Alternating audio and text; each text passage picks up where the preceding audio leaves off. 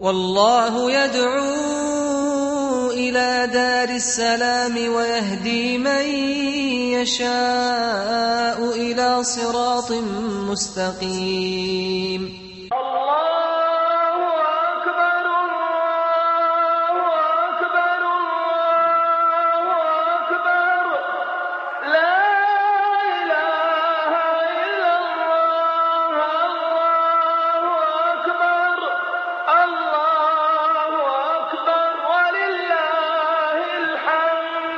بسم الله الرحمن الرحيم.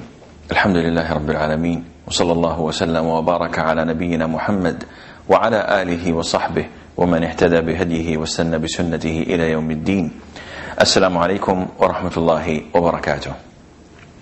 The Prophet sallallahu alaihi wasallam, when he migrated from Mecca to Medina, he saw that the people of Medina had 2 days where they would be jubilant and joyful. They play, they celebrate. So the Prophet ﷺ, when he noticed this, he told them that Allah, the Almighty, has substituted you with 2 better days than these days you were celebrating them. And these days are the Eid of Al-Fitr and the Eid Al-Adha. We know that Eid is derived from the word Adha, which means that it comes on and on. So it can be a location. If you go to somewhere or to a specific place and you annually go there, or you go every now and then, this location is Eid. But also it can be, and this is the majority where it is used, we refer to something that is connected with a date, a year, a month, etc. So Eid means the day of feast, where people celebrate. And it's called Eid because it comes every year. And we have the Eid al-Fitr, which comes at the end of the month of Ramadan. And we have Eid al-Adha, which is Hajj Eid, and it comes on the 10th of the month of Dhul-Hijjah. In this day, the day of Eid, and we are talking specifically about Eid al-Adha. Some call it al-Eid al-Kabir, the grand Eid. And unfortunately, a lot of the Muslims celebrate Eid al-Fitr more than they celebrate Eid al-Adha, because they were fasting for 30 days. So the 31st day, which is Eid, would come as a relief for them, and they would celebrate it more than they would celebrate the Eid of Al-Hajj. Nevertheless, it is the grand Eid, Eid al-Adha. The Sunnah, first of all, for this Eid, is that you pray the prayer of Eid. And as we know, there is a particular, specific prayer for Eid. And the Sunnah for that is that you wash, you perform a complete and total bath, and before you go to that prayer. And there's a difference between Eid al-Fitr and Eid al-Adha. The Eid of Ramadan, Eid al-Fitr, the Sunnah is that before you leave your house, that you eat 3 dates or 5. And why is that? So that you would notify everyone else that I'm not fasting. I've been fasting for the past 30 or 29 days. Now, before going to Eid prayer, I'm going to eat something so that I would break the habit, and so that people would know that I'm not fasting. And this is the Sunnah of the Prophet ﷺ. On Eid al-Adha, it is different. The Sunnah is not to eat anything before you go to prayer. So I prayed Fajr.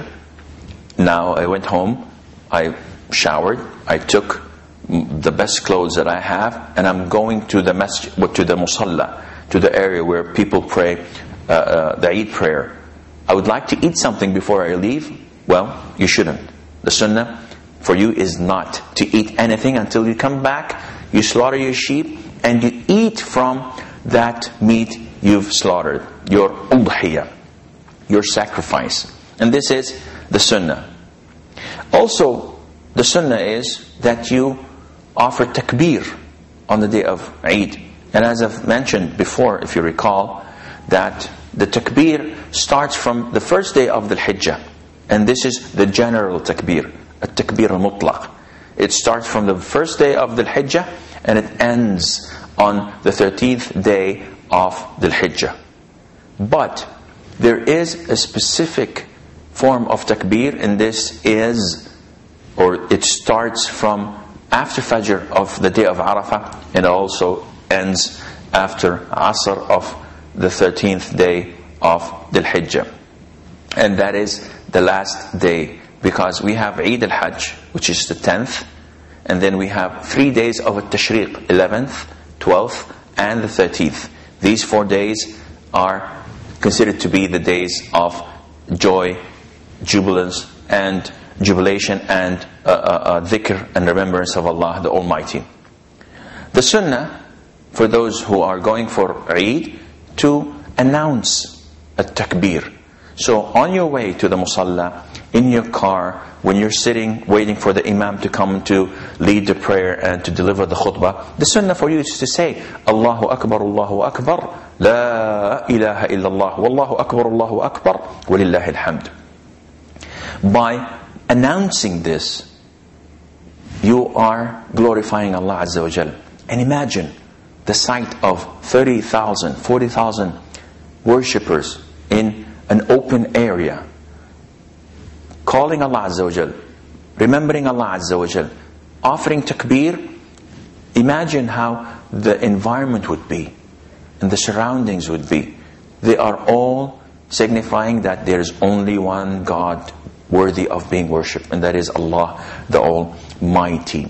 And they don't do it all together at the same tone. No, everyone does what he wishes. This says Allahu Akbar, and the other one says starts after the first one, is in the middle. So they don't all join in one voice, in one tone at the same time, collectively, because this is an innovation. Everyone does this on his own. The sunnah, as mentioned before, is to wear the best of your clothes on the day of Eid, because this is a day of celebration. So you don't put on something that is old or something that is used. No, you try to pick the newest and the most expensive and the best of your clothes for that day, showing your joy and happiness in celebrating the Eid and in attending the prayer. Of course, this is for men. As for women, they should not show this. They should not expose their beauty and the garments, because they are wearing what is considered to be a abaya, or the over jacket, or wherever that covers their beauty and conceals their beauty and the garments they are wearing. But of course they do wear the best, the newest clothes, but they don't show it to strangers, to strange men, etc. The sunnah in attending Eid prayer, as the Prophet used to do, ﷺ, is to go in or through one route and choose another one when going back home. And what is the justification? Well, some people say that so that people would see two different people going in and out, and this would give the impression that there are a lot of Muslims. If they all go from one route and come from the same route, the other routes would not notice this, and they would not notice that there are a lot of Muslims. It's a justification. Some folks say that this gives you chance to greet Muslims all around you. So if you go through this route, you say Assalamu alaikum to all those who you see, and when you come back from another route, you say and greet the others who you did not see on the first route. And there are other justifications, but regardless, as long as the Prophet did it, ﷺ, I'm willing to do it without even knowing why he did it, sallallahu alayhi wa alihi wasallam. Among the rituals that a Muslim should offer during the day of Eid is the slaughtering of the sacrifice. And this is a highly recommended sunnah. And some scholars went to the extent of making it mandatory, but to those who can afford it. So Sheikh Assim Alhakeem, may Allah have mercy on his soul, says that if a person is financially capable, it becomes obligatory upon him. But if he's not, or he has debts on him, then it is not obligatory, it is not mandatory, he can skip it. Unfortunately, a lot of the Muslims nowadays are capable of slaughtering a sheep, of slaughtering this sacrifice, but they choose to ignore that. They choose not to do it. They're just stingy. They don't want to spend money. And this is not the sunnah of the Prophet ﷺ. One should offer this sacrifice. And if you look at Islam, there are certain cases where a person is obliged or is recommended to offer a slaughtering as a sacrifice. For example, we have this sacrifice which is called Dhul-Hijjah, and it is specially designed for those who did not go for Hajj. So if I did not go for Hajj, I slaughter this in my place.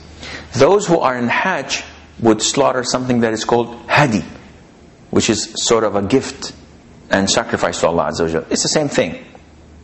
And those who make a mistake or do not fulfill their obligation in Hajj would slaughter something that is called fidya, compensation or expiation.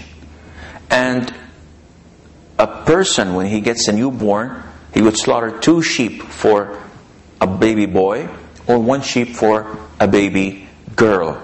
And this sheep, when we offer Udhiyah on the day of Eid, we can slaughter it on the 10th day, which is the first day of Eid, 2nd day, 3rd day, or 4th day before sunset. These are all 4 days for slaughtering. It has to be a perfect sheep. It cannot be one-eyed, where it's obvious. It cannot be limping. It should not be skinny. It should not be ill, where it's apparent that it is ill. One should choose the best, the most valuable, and offer it as a sacrifice to Allah Azza wa Jalla. The sunnah is for you to sacrifice. If you don't know how to sacrifice, if you don't know how to slaughter, well, give it to someone else who does this. The sunnah is that you divide it into 3 parts. A third for you to eat, a third for you to give as a gift, and a third to pay for charity. You may not sell anything of that sheep, not even the skin. You may not give the skin to a butcher as compensation or as fee. All of this is for Allah Azza wa Jalla. It should be only for Allah. And finally, you should spread an atmosphere of jubilance, of jubilation, of happiness, of joy among your children, among your family. You should try your very best to make that day a happy day, a beautiful day, a day to remember. Because this was the sunnah of the Prophet ﷺ. And as stated before, these 4 days of Al-Hajj, the 10th day, the first day of Eid, 11th, 12th and 13th, they are known as the Prophet tells us ﷺ, they are days of drinking, of course drinking water and juice, not drinking intoxicants.